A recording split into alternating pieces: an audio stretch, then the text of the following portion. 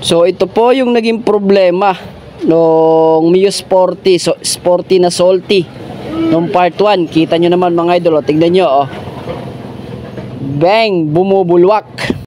Yan, nasa-assemble na po natin at try na po natin siyang paandarin. Yun open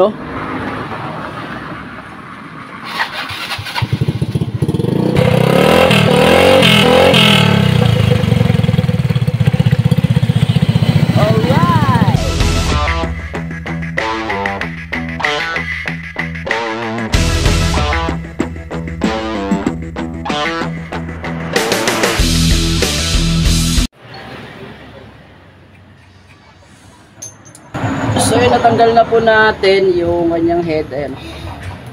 So check natin kung may tagas. May tagas yung singaw.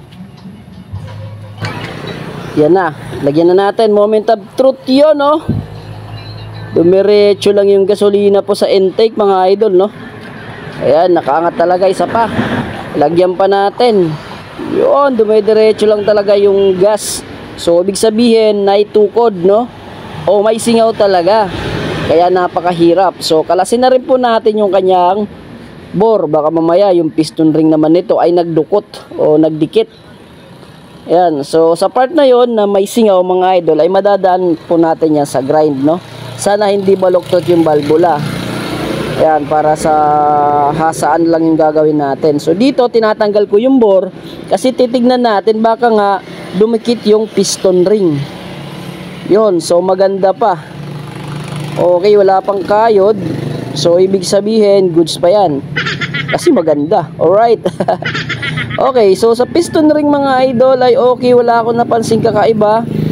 Hindi naman siya nakadikit at nag-play po yung lahat ng ring. So goods to. Ayan, binerify lang natin para hindi tayo mamroblema pag ikinabit natin. Ayan, so since okay naman to sa part na ito, ayan, itatap na lang natin at ibabalik po natin yung kanyang bore. Goods naman So yung natrabahuin lang natin dito mga idol yung kanyang head. Ayan, grabe po yung head Try muna nating ikutin. So hindi ko napakita sa camera na iniikot ko po yung cams. Ayan iniikot ko po yung kanyang camshaft. Pinapagalaw ko po yung kanyang intake at saka exhaust valve. Ayan, punasan muna natin at binalik ko sa top position. Ngayon, lagay ulit po tayo ng langis. Langis, gasolina pala. Yun, lagay tayo at wala talaga mga idol dumidire-diretso lang talaga yung kanyang gas. Isa pa. Bang, sulusot talaga yung gas. Ayan. Kaya napakahirap paandarin. Buti nga umaandar pa ganun kalupit si Mio si Yamaha. Kahit singaw umaandar pero wala sa ayos yung andar.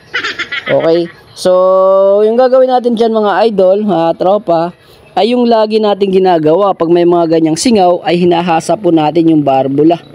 Yung valve, yung kanyang valve ay hinahasa po natin. So dito mga idol, ayan kita nyo talaga wala tayong magagawa. Hasain natin at saka palit tayo ng valve seal. Yun, palit na rin ng valve seal. Pag maghahasa po tayo ng dito sa part na ito ng ating valvula ay maigi magpalit kaagad tayo ng valve seal mga idol, kasi magagasgas na yung valve seal, nakakahasa natin kakaikot-ikot mas maganda bago yung valve seal. Ayan, so drenay natin at try naman natin yung kanyang exhaust sa exhaust naman tayo magsusubok. Yon, so meron din onti yung exhaust. Kung mapapansin nyo, nagbabasa-basa po yung gilid. Okay, yan nagmo-moist din po yung gilid nya.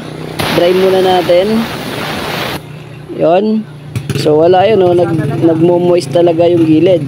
So sa exhaust part ay hindi ganong malakas yung flow ng gasolina, yung lusot ng gasolina. Yan, so sa intake lang po may lusot na malakas. Kaya nilinis na natin. Yon, so kita nyo naman dito na malinis na. Yan, nalinis na po natin yan. At maglalagay ulit tayo ng gasolina dyan para ma-verify natin kung goods nga ba yung ginawa natin. Yun wala na, di ba? Kita nyo ba tinuwad ko? Yan. Muna natin, i-dry muna natin. Yan, tapos maglagay ulit tayo ng gas para makita nyo na wala talaga. Yan. Yan, lagay ako ng gas dito sa taas, hindi napakita sa camera, pasensya. Yan, naglagay po ako dyan ng gas. Yun, so wala na. Yun o. Oh.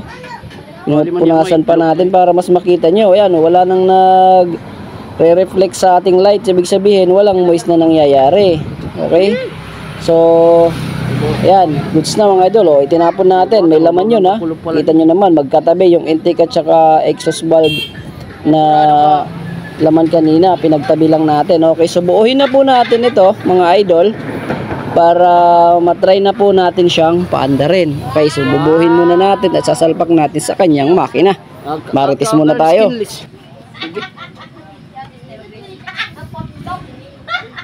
Alright, halipot, put short.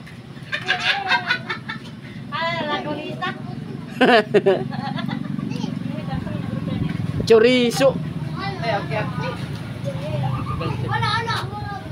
Uy, ba in charge? Oh.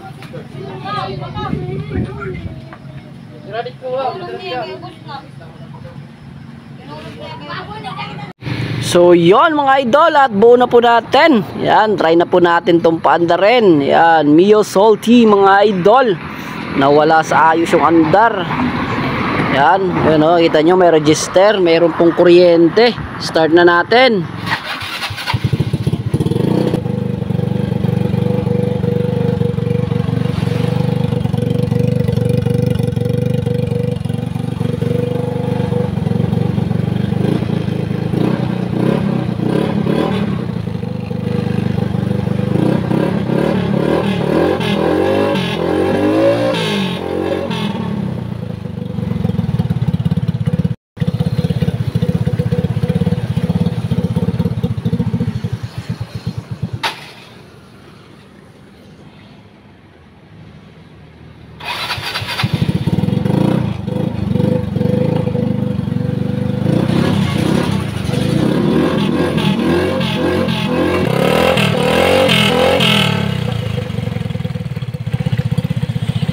Yun, so ganito lang muna tayo. Okay na yan.